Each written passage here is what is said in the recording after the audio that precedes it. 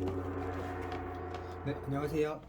오늘은 원소에 대해서 이야기를 해보도록 하겠습니다. 지난 편의 동탁에 이어서 원소도 피하지 못한 최악의 정치적 실수에 대해서 다뤄보도록 하겠습니다. 네, 읽어주시고요. 전편에 다뤘던 동탁의 실수는 바로 황제를 폐위시키는 거였죠. 오늘 다룰 원소의 실수는 황제의 변립입니다.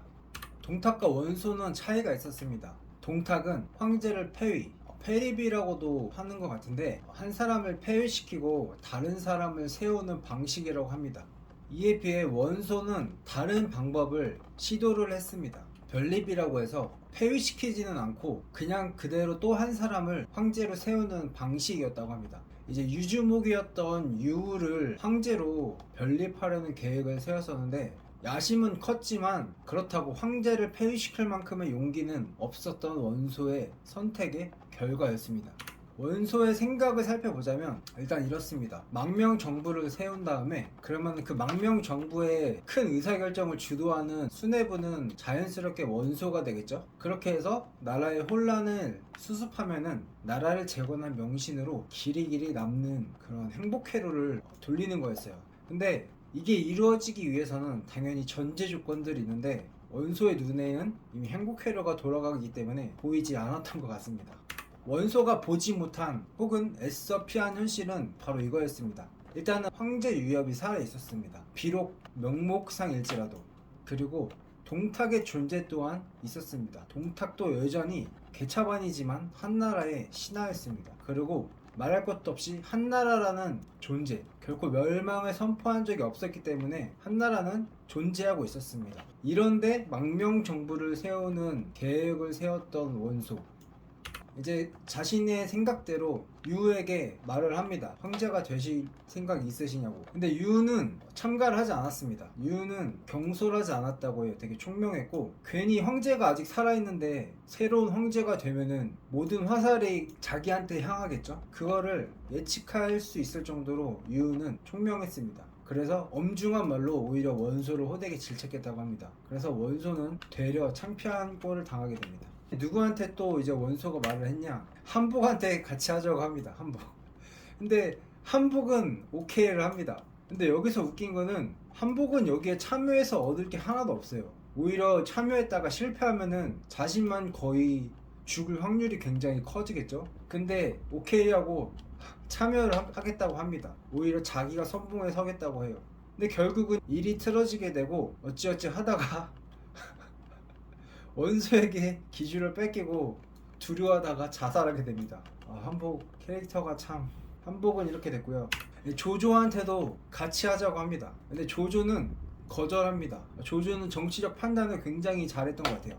그래서 속으로 이렇게 생각했다고 합니다. 원소 저놈은 큰일을 못할 놈이다. 그러니까 큰일을 못한 놈이 어떤 큰일을 추구할 때 같이 하지 않겠다는 거죠.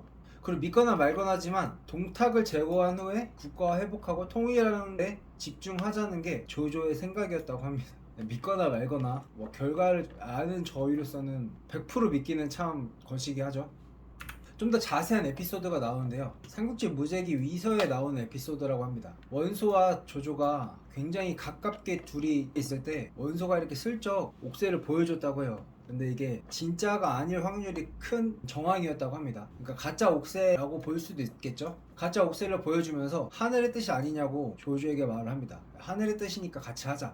근데 조조가 이제 이렇게 좀 가볍게 거절하는 제스처로 그냥 나는 따를 수 없네, 없고 말고, 이렇게 이런 식으로 거절을 해놓고 속으로는 이렇게 생각했다고 합니다. 너는 나라를 훔치는 것도 신부를 훔치는 것하고 똑같이 하는구나. 전에 다뤘던 에피소드 중에 조조의 어릴 적 얘기할 때 같이 원소와 조조와 장막도 함께였나? 아무튼 신부를 훔치는 그런 에피소드가 있었잖아요. 그때처럼 신부를 훔치는 거랑 똑같이 나를 훔치려고 하는구나 라고 조조가 생각했다고 합니다. 그래서 이 나라를 훔치려고 하는 이 도둑놈 반드시 없애야겠다고 조조가 결심을 했다고 합니다. 이때. 그리고 이제 원술에게도 이야기를 하게 되는데, 일단은 원술과 원소의 관계에 대해서 살짝 살펴보도록 하겠습니다. 우리가 흔히 알고 있는 것과는 다르게 원소와 원술이 친형제인지 친척 형제인지는 이게 견해가 일치하지 않는다고 해요. 이게 중국 역사학계에서는 이게 100% 사실은 아닌가 봐요. 이 둘이 친형제라는 게. 어쨌든 이 정도로 보면 되고, 이제 둘의 차이점은 당연히 원술은 적출이고 정실소생이고 원소는 서출이었습니다. 출신은 당연히 원술이 앞설 수밖에 없겠죠. 근데 타고난 자질은 원소가 이겼다고 합니다. 그리고 정계에서의 그 명망도 원소가 압도적이었다고 해요.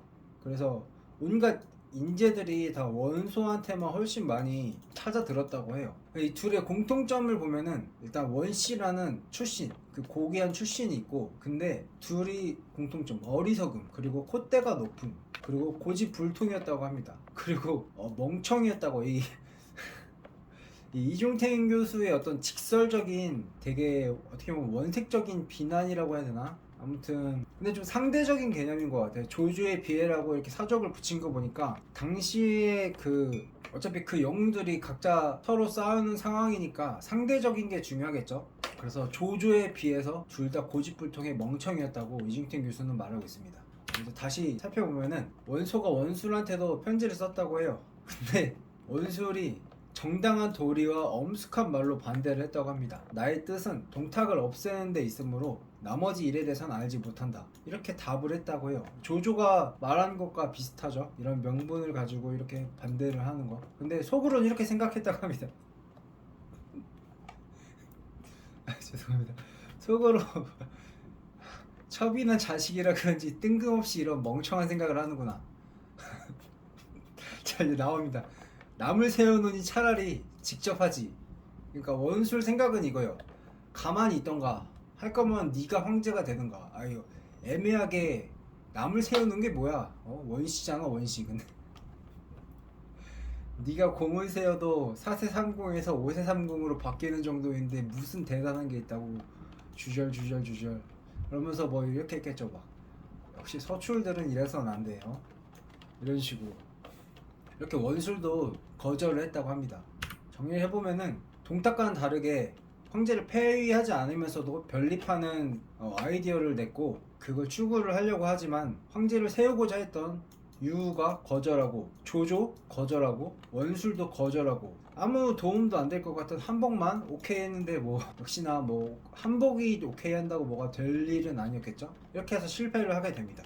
자, 그러면 이제 오늘 컨텐츠는 여기까지였고요. 다음 컨텐츠 꿀물자 원술, 그는 무슨 계획이었을지 다음 컨텐츠에서 다뤄보도록 하겠습니다.